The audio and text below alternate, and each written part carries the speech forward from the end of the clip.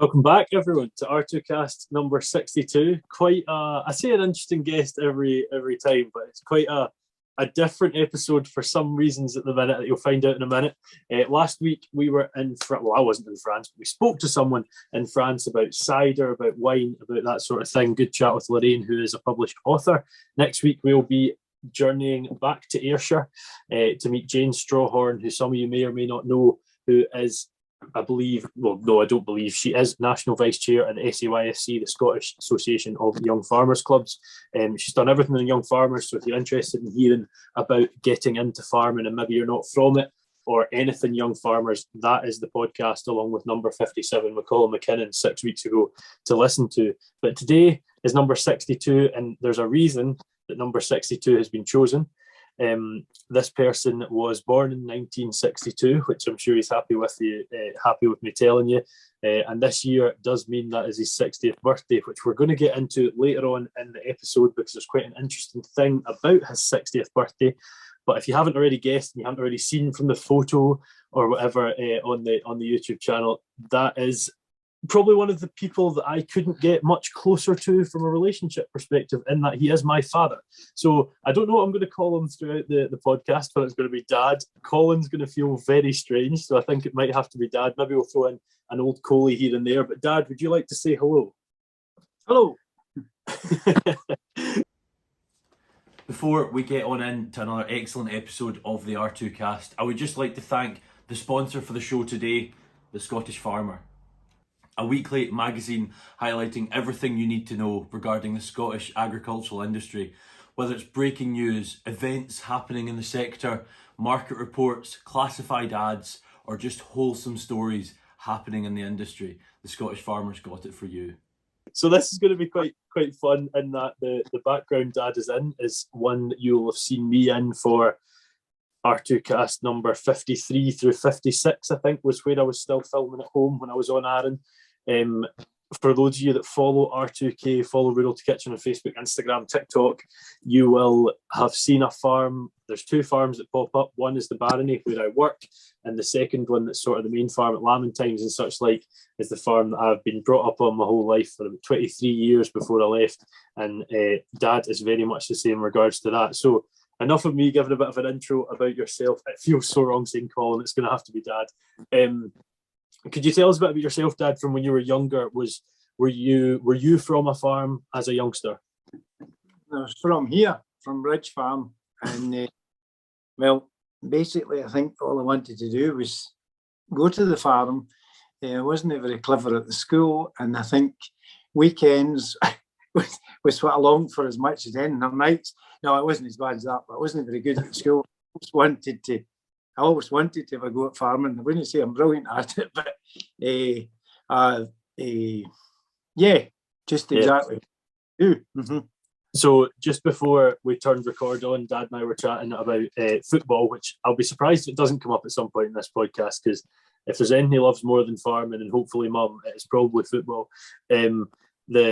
But I'm a Liverpool fan, and I am also a Rangers fan, but I would say I probably follow Liverpool more. But Dad's very much a Gers fan. He's just told me the Rangers and Liverpool have drawn each other in Champions League, so we might be heading to that game if we can. But aside from farming and football, when you were younger, there was just nothing else for you. Is that right? What do you mean? There's just nothing else for you. You know what I mean? There's nothing else you wanted to do, shall we say? No, I know I wasn't one of the brightest, let's say. So one of the things I always did, I had a fancy for, was auctioneering, but I knew I would never get very far at it. But no, farming was always what I wanted to do. And yeah, basically that is just exactly what I've done. Absolutely is, which we'll get into. And auctioneering is an interesting one. It's not something you pursued, but certainly having grown up in the same house as you my whole life, it's something you certainly do all the time, and that you're running off as if you are an auctioneer. Do you think you would have pursued that in a different world for some different reasons? I don't really know. It's something I always said. I just said I always like listening to auctioneers. I know of a few pretty good ones, and one that I know very well is Robbie Wilson. But just and from the early days, just was always the thing I was intrigued by. But No, I think farming would still be the first choice. Yeah. It's for anyone listening from in livestock farming in Scotland, Robbie Wilson will be a name I'm sure that will ring some bells to a lot of folk. Bit of a stalwart in the industry. Another good Rangers man. I knew it was going to start coming in at some point. It mentioned Davy Mundell and other folks, I'm sure, about the Rangers side of things. So, could you tell us about history, Dad? I can't do Colin. It feels too weird. I do it for a joke, but it feels weird officially. Tell us about history about Bridge Farm. You'll be second generation, is that right? Yeah. Mum had come in here in 1959, and born obviously in 62. So yes, you'll be the third generation. Well, I don't know if I can be classed as that. Was that just Bridge Farm then, or were there other parts involved there? Just Bridge Farm. They moved up from the south end. Yeah, obviously you've got three. I've got three big sisters, as you know. Obviously, when Myra were born in the south end, and Leslie and I were born up in Shuskin. And that was when they moved up was in 1959. And purely because we'll probably come back to this actually. It'd make more sense to come back to it, just thinking chronologically. Once you finished school, what year did you go to at school? Fourth year high school, was it, or fifth? I was still 15. You're 15. June, I would be 16 in September.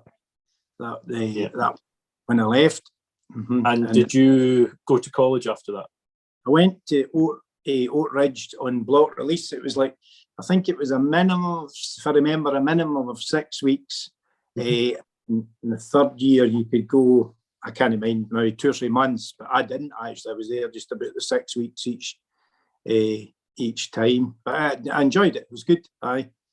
So that was 2 years. 2 years of 6 weeks. Is that what you mean? 3 years. It was for 3. First 2 years, I think, I'm kind of guessing, but I think it was a minimum of 6 weeks, and then the third year you could do up to 3 or 4 months. I can't just remember exactly, but something like that. And was that at 16 you went? Yes, I think it would be 16, maybe on 17, but I think it was still 16. Yeah, yes, I think it would be about 16 or 17. Yeah. Any riotous tales of Oak Ridge? I couldn't tell that. I thought that would be the answer. Probably there's that many of them. That might be that. Was college for you? I think you know the answer to that. I know, but the people listening don't. I did, but it was okay. I enjoyed being there. Don't get me wrong, but but both sides of that, not sure. Yeah. I know, like what you always told me when I was younger. Well, not when I was younger, just what you always told me was being on the farm at home was the thing, really. So going away for college was good crack, but you were always quite excited to get back in the boat. Would you come home at weekends? Is that how that worked? Or did you... Well, it usually would be. Well, so it was maybe just 2 weeks each time I was there. So usually we just stay. You can. The odd time you maybe had to come back for some reason, but generally it was usually 2 weeks at a time. So I usually just waited the 2 weeks. Yeah. And for sure. When I was 17, I'd have been, you would have went back to Oak Ridge with myself just to scope it out for me going as a student. Had it changed much? Yes, it had, but there were still certainly things I could remember. A lot of it. Well, there was the horse arena. There was the golf course. I don't know whether there still is, but that also wasn't there when I was there. But a lot of things, yes, probably changed. I mean, we maybe never saw the whole place as such. We saw a good lot of it, but I could still remember bits, and it was the first time I had been back, to be quite honest. Was it? Yeah. You wouldn't have been back since, will you? Don't think you will have. No, I haven't. Just that once. No. I'm just trying to sort of gauge the timing here, and I think I'm right in saying once you'd finished college, you looked at doing a harvest. Well, yeah, It would be maybe a year or so. I think it was about kind of 21, maybe. I went to the same place down in the Borders in Coldstream with a chap, Willie Orr, a really nice folk, and I was there for three years in the trot. Just basically, our job was mainly baling the straw. It was a square baler, the old square baler, flat 8 system. For 2 years, as you know, there was a friend of yours from the island went, nothing to do with me. It just happened to be the same job. So, we enjoyed it down there. Nice part of the country. And what sort really, of? really nice. Sorry, no, on you go. No. What sort of size of place was that then? Do you have any idea, or not sure? I think it was, off the top of my head, something around about 600 acres, mostly all arable. I think there was maybe about 30 acres, possibly something like that, of woodland, and the rest was mainly, it was all cropped. I think it would be maybe an odd time, there'd be a field kind of, we'd get a year or two of sort of layoff, but it was basically all barley, wheat, and I think it was protein peas they called them then. Oh, I think that was the, and they do also rape. I think at the time, I know they did later on, but I think they did too. Although I personally wasn't there when it was harvest. Are they still going, still in farming? Yes. Yep. We just about harvest time at the minute. At the time of recording, I assume we're recording this just in mid-August or late August, I guess. Yep. So would you have seen yourself in the arable sector or not? No, but I quite enjoyed. You can enjoy down seeing it, but I think I was more kind of sheep and cattle really. But I did quite enjoy. It was a good wee break, and it was interesting.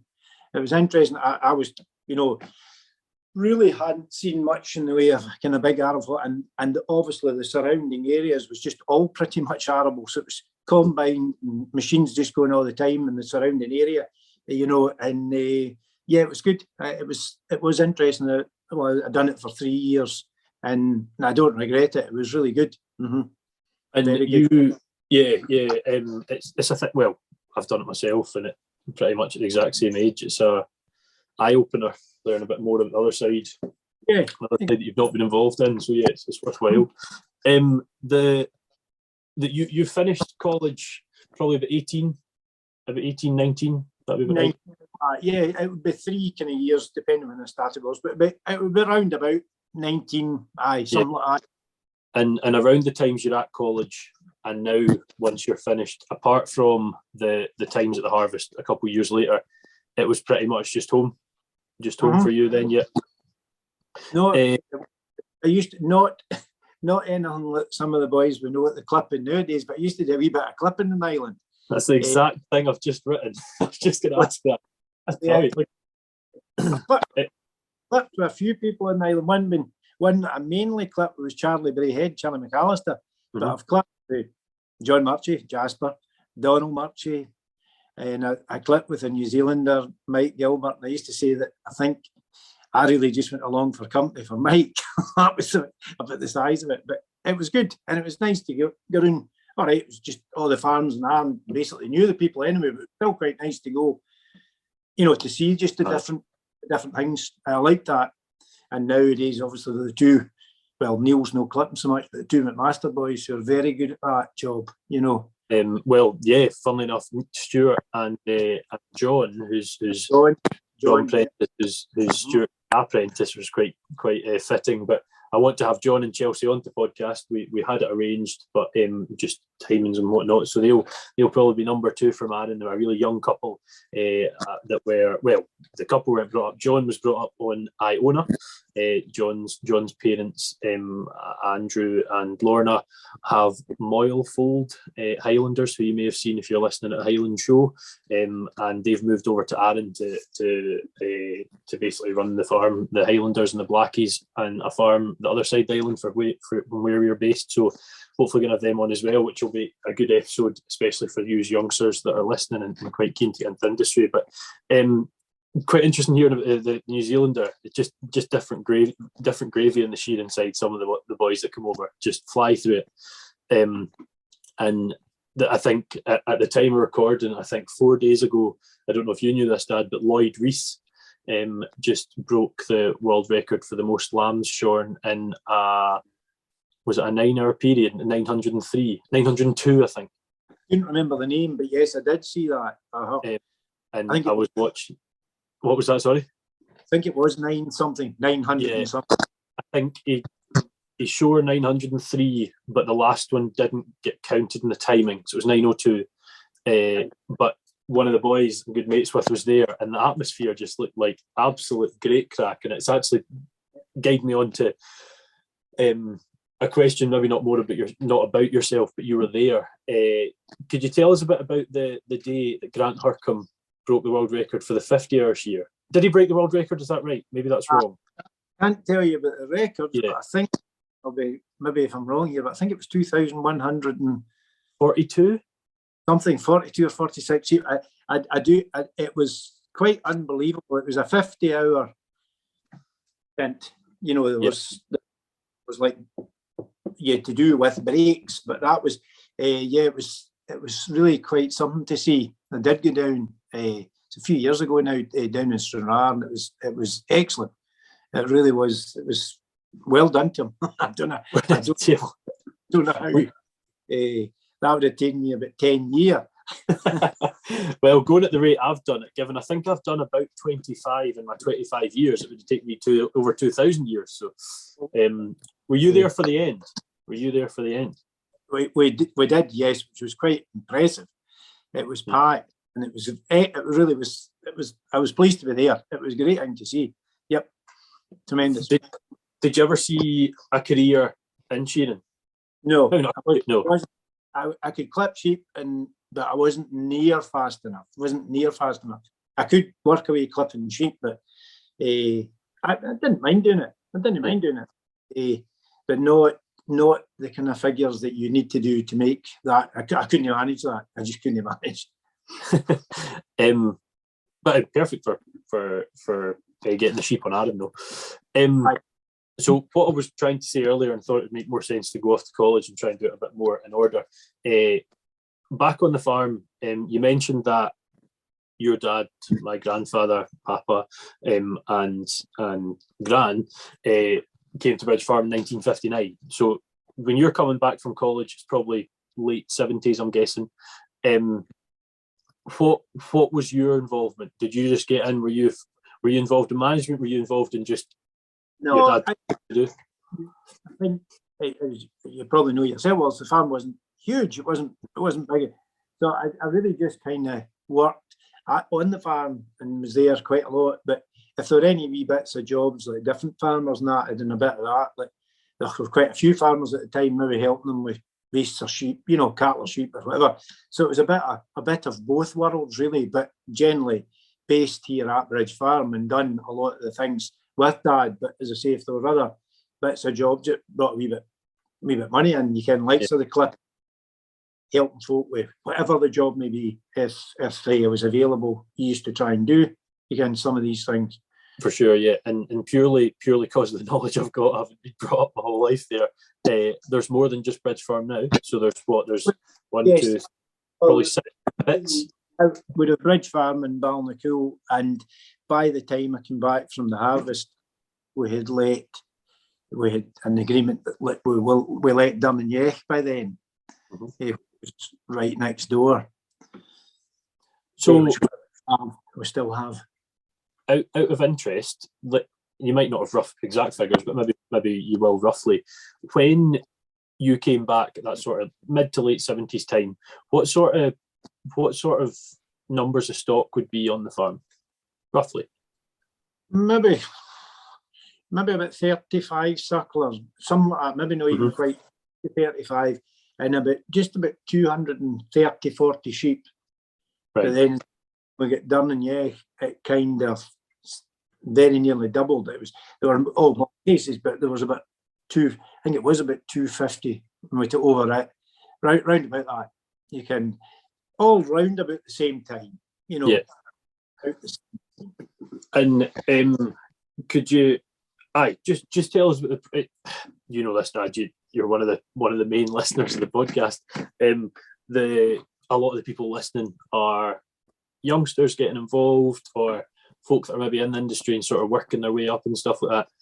Could you tell us what was involved from the time of being at that 35 odd sucklers, 230 roughly sheep, and the process involved in increasing to that double? Was it just a 1 year thing, or was that over the process of 5 or 6 years?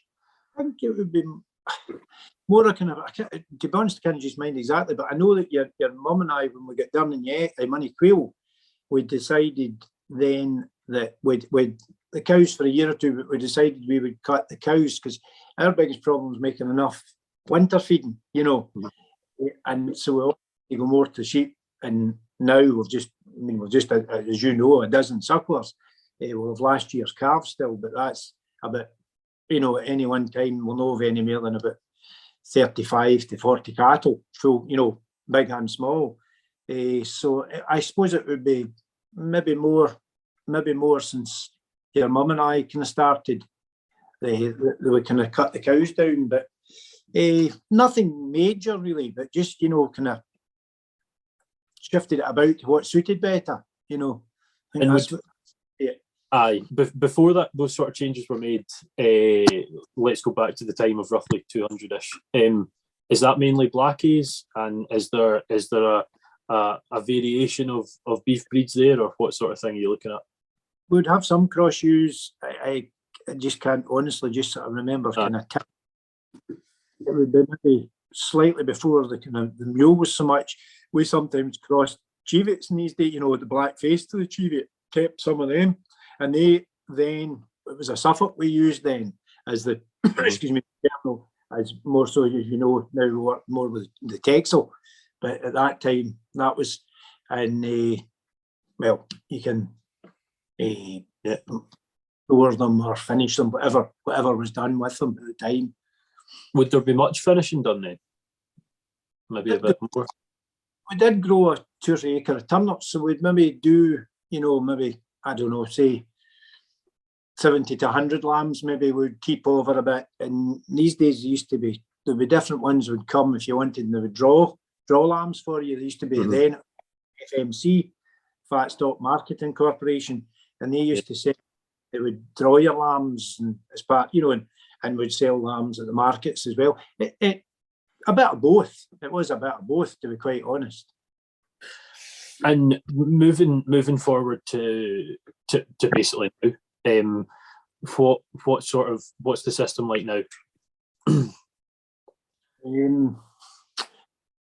What's the system like? I suppose it's more geared to sheep now. You know, as I say, we've got, as you know, that 2 or 3 different bits here and there, and it's maybe handier for us anyway. You know, just to have them spread over kind of different bits, more sheep, and just basically we kind of our Texel cross lambs, and most of them will be sold kind of stores and forward stores, but we don't usually finish anything, and the blackface chevets and kind of different ones will go away as stores, but just kind of just starting now really over to maybe we'll try and have them away probably by about November time. There might be a few left over, but round about there, and just work our way through them kind of thing. Yeah, and if you're listening, guys, just about now is about late August, and I think today actually was the first time any store lambs went off. Yes, that was the first one. You mentioned earlier back in the day, it was the Suffolk you were using. Now very much more the Texel you've moved towards. Is there anything you miss about the Suffolk? Is there a reason you jumped towards that Texel? I think the honest answer to they were 2 good breeds, but just maybe as a personal choice. Maybe I liked the Suffolks when I had them, but we just kind of, I don't know, we just seemed to kind of drift more at the start to the Texel, and we find that, as I was saying, kind of selling store lambs, that they seem to, I'm not saying Suffolks will be wanted as well, because they will be, but they seem to be quite well wanted, and the suit here quite hardy, and yeah, they do the job that we're asking them. And I suppose from that point of view, that is what you're asking them to do, and we're quite happy with them. A mixture of the mothers that we cross to the Texels, kind of mules, and we've got some clean ewes as well, and though a nice, fairly decent store lamb, and it suits us. You can get quite a decent batch away at a time, and it works for our system. I suppose that's just basically what you'd say. There'll be someone listening to this, because I know he listens to every podcast, that I know you're a big fan of. It'll be interesting for him to watch you as opposed to you watch him. But Will Rubottom, if you're listening, the old man's mentioned cleans. What do you think about the cleans, or cleans, should I say? Not me, I will. Oh, I actually mean you, yeah. No, I think they do. As you know, we've had them now for quite a few years, and quite pleased with them. They're like every sheep. They'll have odd things, I'm sure, are not perfect like any breed, but from the job we just run about 50 we keep pure, and then the rest we usually, as I say, just put them into the, like with our mule ewes, and cross them to the Texel, and we're quite happy with what we do. Yeah. On the hill, blackies and swales and blackie swale crosses, but there's a lot more white faces coming in now. Is there a reason for that? I think we've had Cheviets before, but there was quite a long number of years that we didn't have Cheviets, and we fancied just they're a bit here, approximately 100 ewes, and we thought we would maybe turn it over to the Cheviets, and we're just sort of working at it. We'd got a few ewes, but we're just kind of crossing through, getting about there. Nearly, I would say maybe this year will be nearly all Cheviets on the bit, but the next door where there's blackface and kind of swale crosses at the Durniech, I think just work away with them, and they work away fine as well. And just kind of horses for courses, really, First off, how much ground roughly is the farm run over, and is it all rented? Is it all owned? What's the sort of split there? It's a lot of it's hill. There's a big lot of hill ground, and we've got some rented in by bits here and there. And you actually usually come up with this figure better than me. It's about 2,000 acres, just shy of 2,000 acres, but I don't know what the exact split is. 100 hectares is owned, but that's, as I say, a lot of it's hill, and the rest is rented from different places. A few different landlords, quite happy and seem to work away. Well, that's exactly what I was going to ask. I've had a few people on here, no names spring to mind, but a few people have had sort of tenancies, rentals, that sort of thing, and struggled with those landlords. But you've always been quite happy. Yeah. I know folks say, you're going on to a thing you're not likely to say, but no, personally, I would say got on fine with any of our landlords. Yeah. We've got 1, 2, I think it's 4, and no, I don't have a problem. There was a big change made, what will be 10 years come next lambing time. And, as a youngster, all the lambing I remember, and very much for yourself as well, was outdoor. And you moved to go to indoor lambing for probably the best part of about 3/4 of the sheep, maybe not 3/4, maybe 2/3. Was that a decision you're happy you made? I hope you've kicked your feet up and got comfy and enjoying another fantastic episode of the R2Kast with another really interesting guest.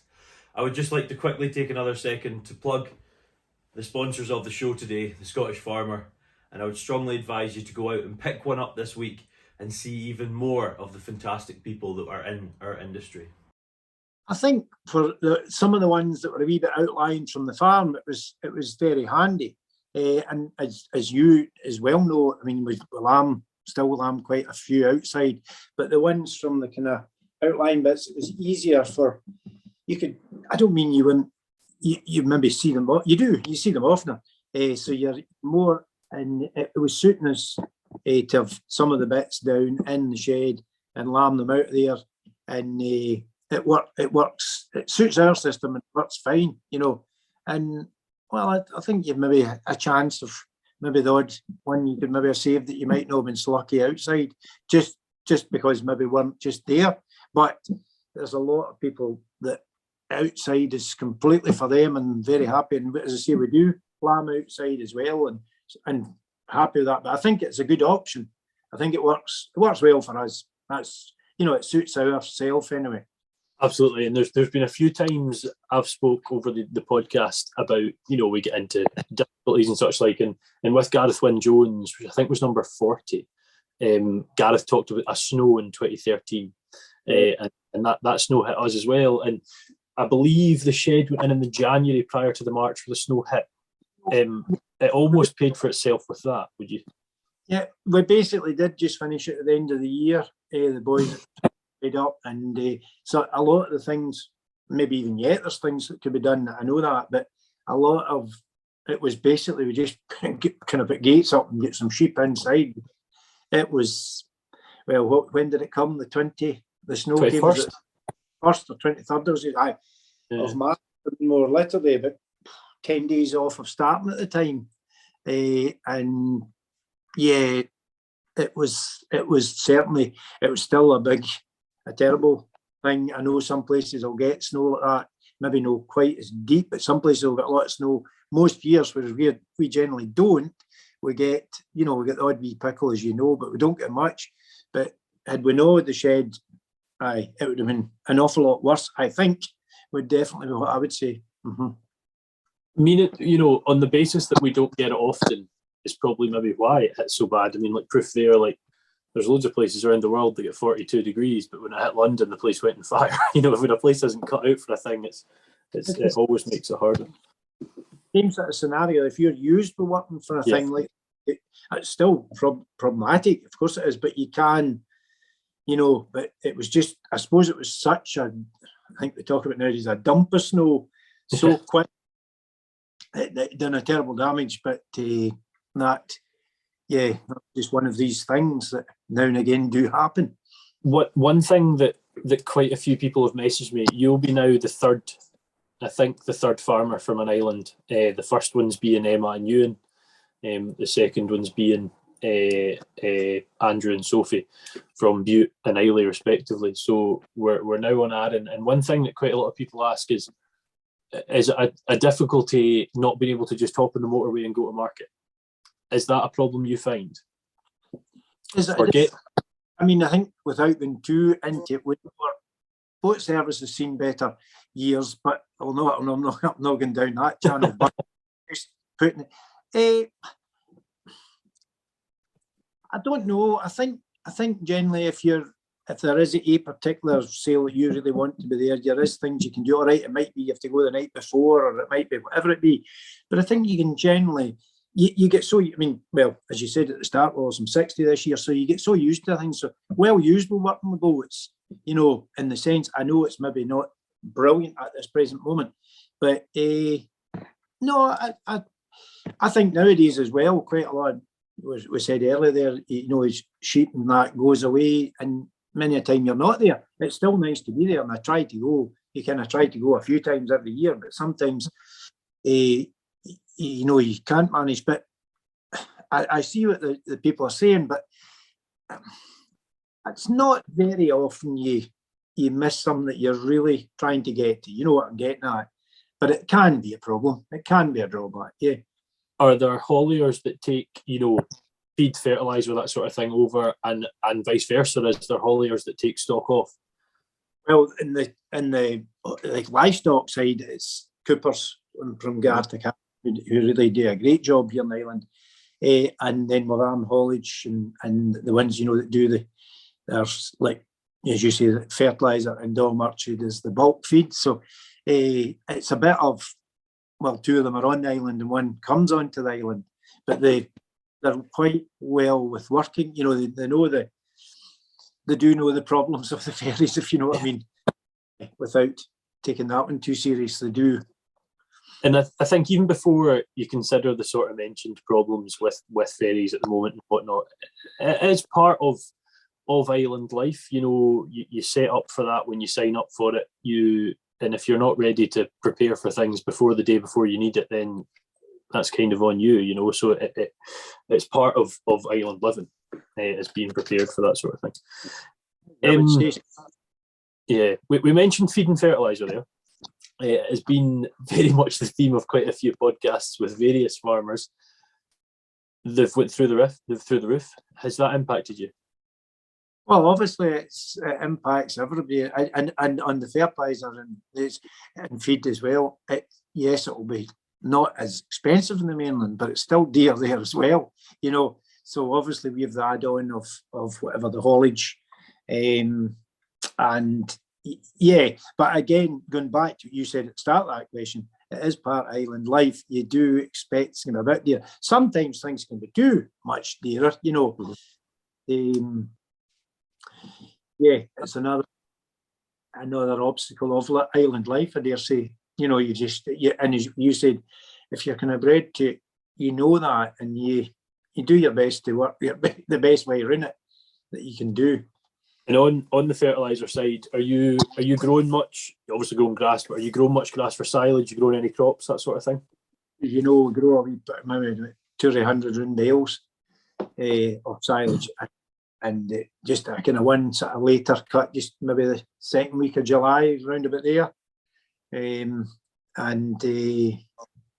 don't crop anything. You know, we don't put any grain or anything like that.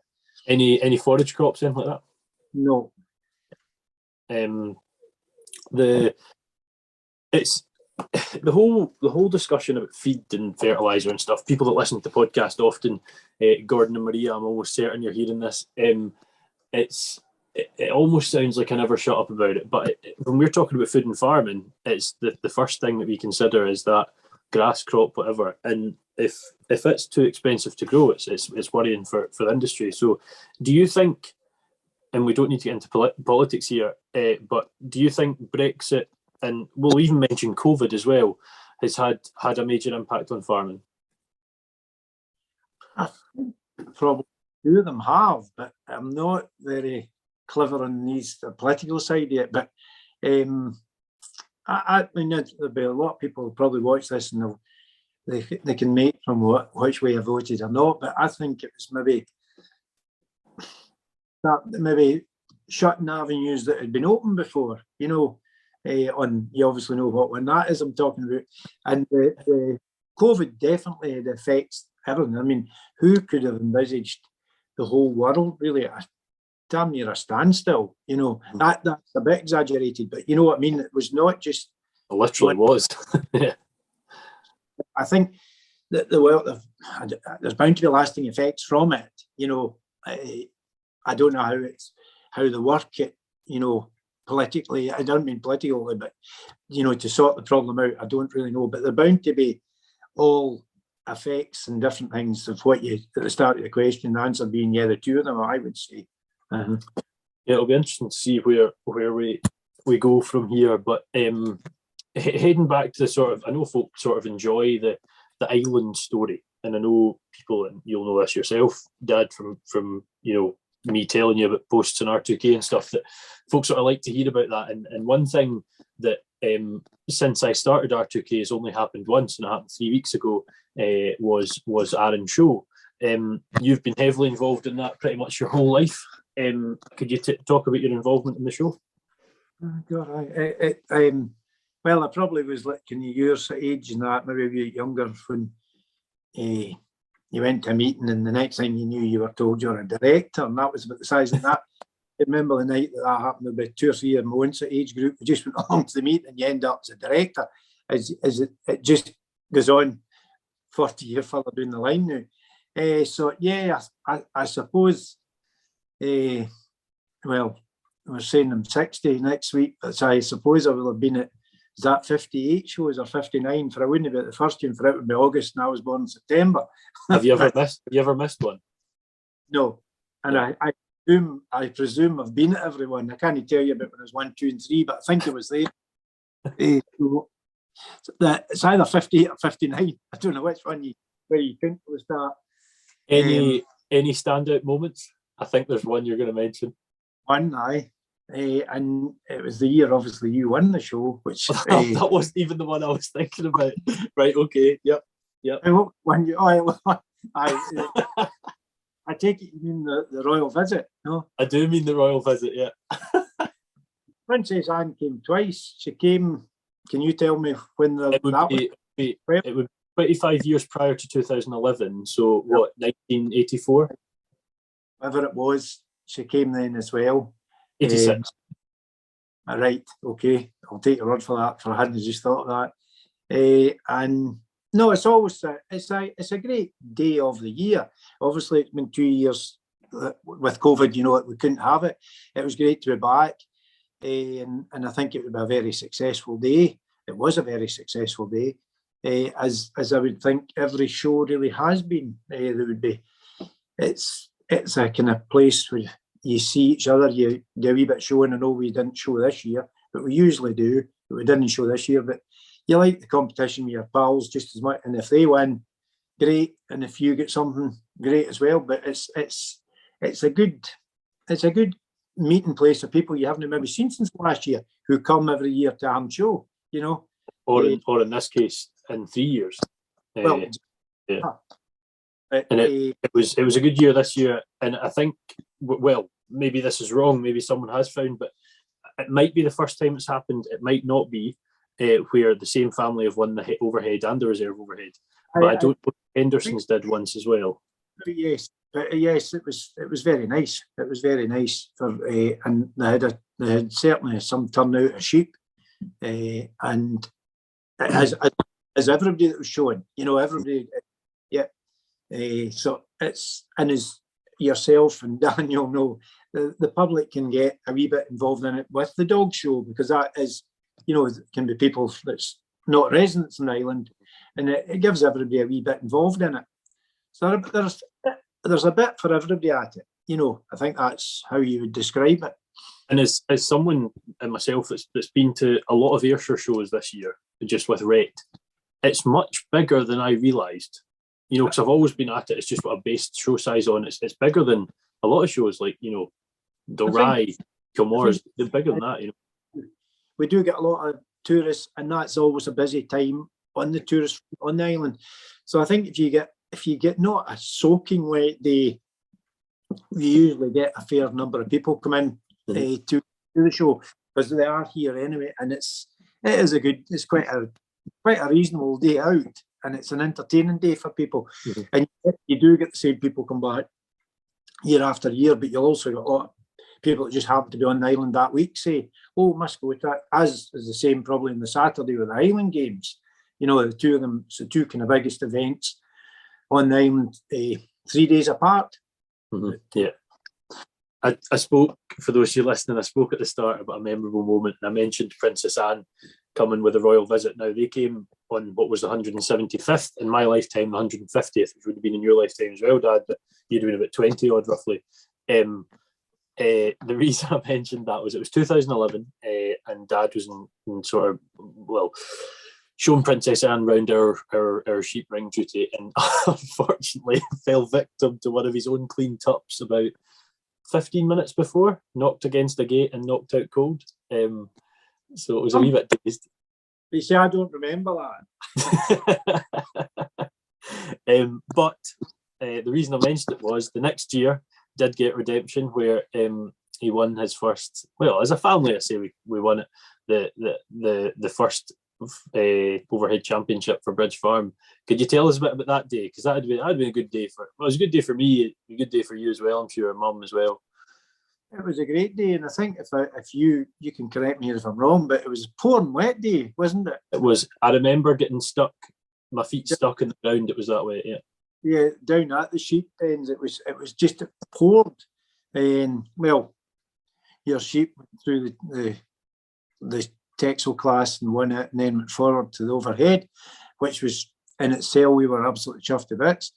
But then you got the nod. So yes, it was a brilliant day. Aye, yes. We might never do it again. We might do it, but it was very good to do it. Yes. Was that was the first in the family history? Not the first. Yes, a few like maybe won sections. I think Dad done once with a freezing roll a long time ago, but never got to the, to that stage. No, that was yeah. Mm-hmm. No, a good day, a strange day, because I was only 15. I don't know how there'll have been younger winners than that, I'm sure, but certainly young, and it was quite hard to comprehend. Like, you'd always seen someone standing up with the World Championship, or whatever, and that was the best animal in the island and all this sort of thing at that time of the year. And yeah, it was a nice field. There's two reasons I've had you on. There's one, the story in general, but there's one thing I really wanted to cover, and that's what we're just about to get into now. A thing that you've started. We talked about your birthday and what you wanted for your birthday, and you get an early birthday present for myself, which we'll call out Martin Ryan, and thank you, Martin, for a very good shepherd's crook. Just away, I'll leave him. I'll talk for a minute. He's away to get it. It was very good quality. A shepherd's crook, something probably Dad doesn't use all the time, but I thought it would be a very nice thing for his 60th, and he's got it on camera. Dad, see if you talk, you'll have to hear you for it to jump to your camera. Sorry, just speak. That's okay. That's me. That's my age. It's a really nice stick. Very, very, very, very to know with.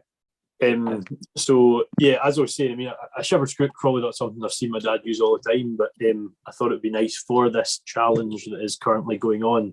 Which, when we asked Dad what he wanted for his birthday, this is what he asked. Now, for those of you that know me, know that I will go to cattle markets, I'll go to auction markets here and there. I take students there, I go with Mum and Dad.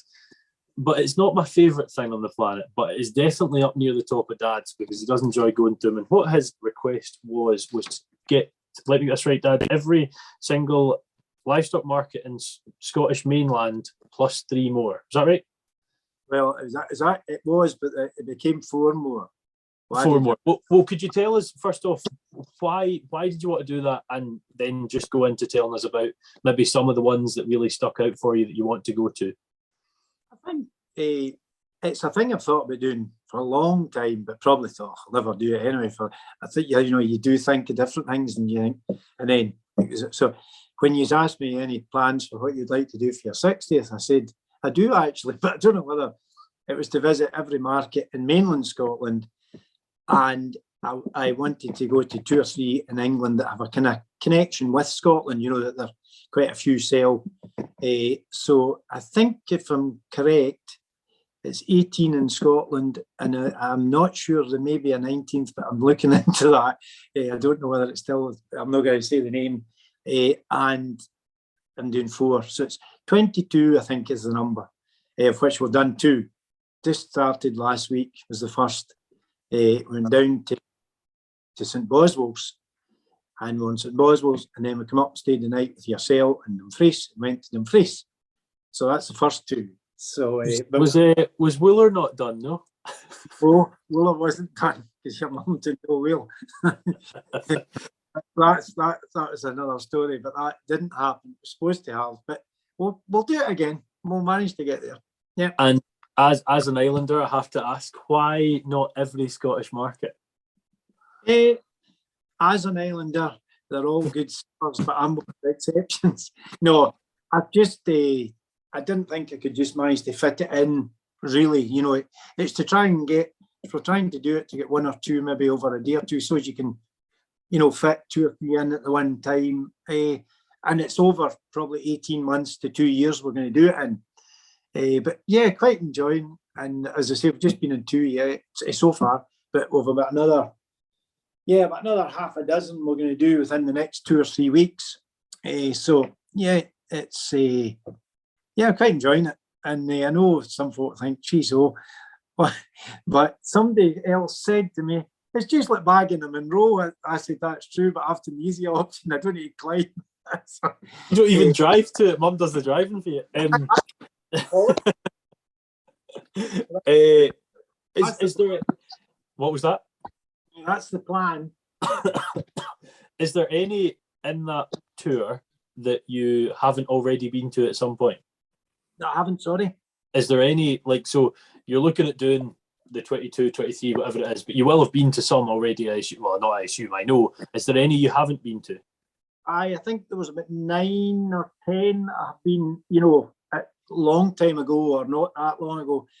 So, yes, slightly more than half of them I haven't been in, at all. Some of them just, there's 2 of them I've actually been in their yard. There wasn't a sale on, like years ago.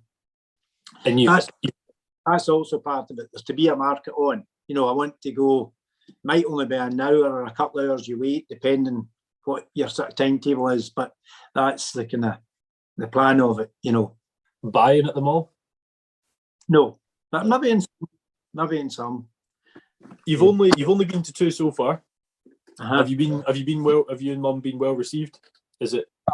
Yeah, I just said to the 2 places that have been, what I told you doing is just really here to have a look at, the markets here.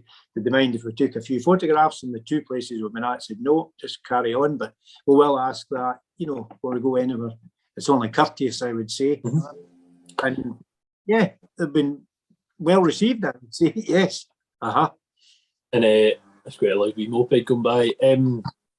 It'll be quite interesting if you do manage to get photos at the mall. Are you writing a wee bit about each of them, or not doing that sort of? There's not a huge amount as such, but yes, and we've taken odd photos that we'll maybe try and not know any like major, but yeah, a record. I think a record's what you'd say, with some pictures to with it, and just sort of fit it together, the dates, etc. And that's the kind of idea anyway. But it can be quite interesting once once you have done that sort of thing and have a look back on it. And exactly, yeah. Well, there's obviously places that there's certain sales that I've never have certain areas. It's always been some. I would like to go to see a sale there, different things like that. So that has just always been. But I've always just had this notion of maybe visiting them all. So that's the plan. Oh, we'll do it. We will do it. But as I say, it's a kind of 18-month, 2-year project, because we'll try and do some of the areas, that you can get 4 or 5 maybe over a few days or whatever it is, in a one area, which can be quite a spread over area, but in a part of the country, if you want to say. Is there any specific sales that you want to go to, ones that spring to mind, or the Cheviot ones at Lairg, or the Texel Top sales at Lanark, that sort of thing? Actual big first store sale at Lairg, I think I'm not going to be able to just fit it in. I'll go to Lairg, but it might be a different sale, which will just be every bit as interesting to see, and well, there's 4 or 5 up the northeast that we do plan to try and do them over a few day period, like see how it goes. That's the idea. What's the next challenge? Every football stadium in Britain? I'll be 80 by then.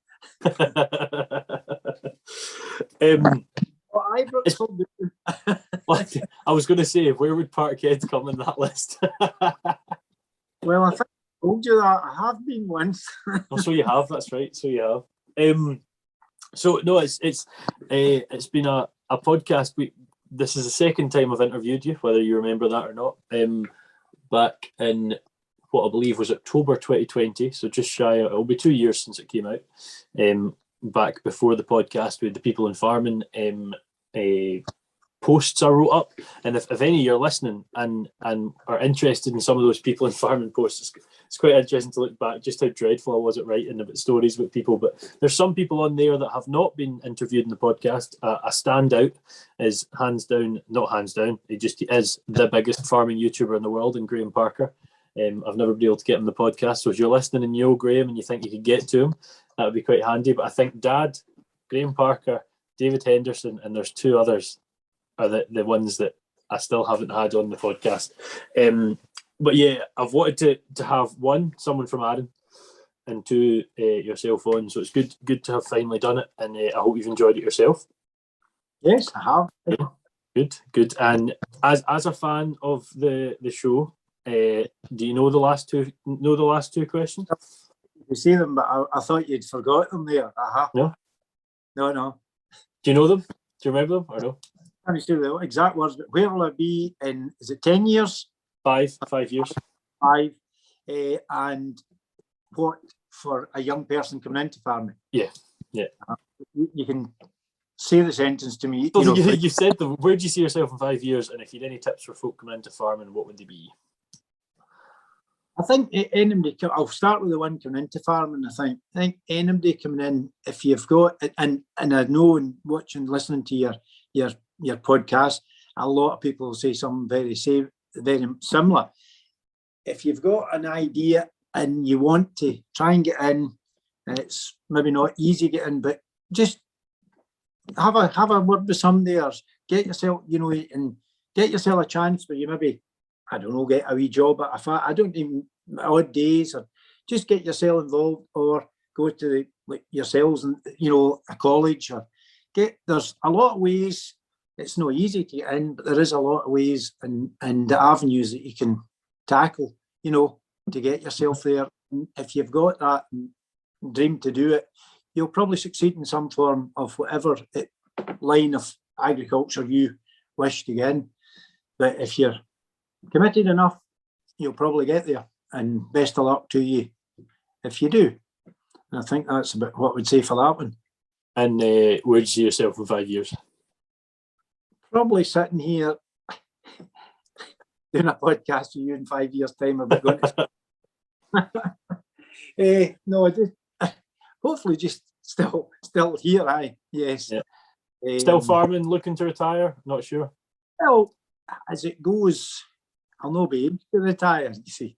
That's true. Yeah. I think it is. Depending, if probably just plodding along the same way as I've done for the last 40 years, probably. Just pretty much the same, I would think. I don't see any huge changes, unless you're going to tell me different. I'll be choosing which home it is. It's been good to have you on. I normally tell the listeners what social media to get you on. So what social media are you on, Dad? Is that you got Instagram, have you? I forget the number for the smoke signal. Right. So there's no way to follow him, unfortunately. But if you follow R2K on Facebook, Instagram, TikTok, as I said, he does appear from time to time. And I do plan on doing a little, if they want me to, a little sort of, this is how the market tours went. So you'll maybe see him there at some point. This will be going out, I believe, the first week in October. But I hope you've enjoyed listening. As I said, next week we're heading over in the boat from Arran into Kilmarnock and speaking to Jane Strawhorn, who I'm pretty sure just about anyone in the Scottish ag sector will have heard of Jane at least, and maybe her mum or dad who work at SAC and McCaskey's respectively, so you might have popped into some of the family, I should say. So another good episode there. Dad, thank you very much. I hope you've enjoyed yourself. Yeah. Good. And we shall see you next week for R2Kast number 63.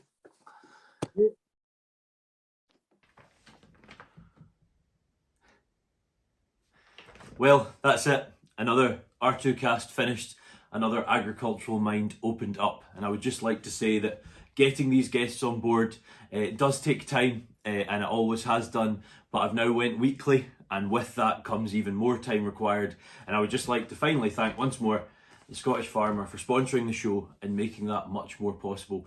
Please be sure to get in touch if you've any ideas of people you'd like to see on the podcast, or maybe ideas you have for me presenting better, because I definitely do require that. See you in the next one.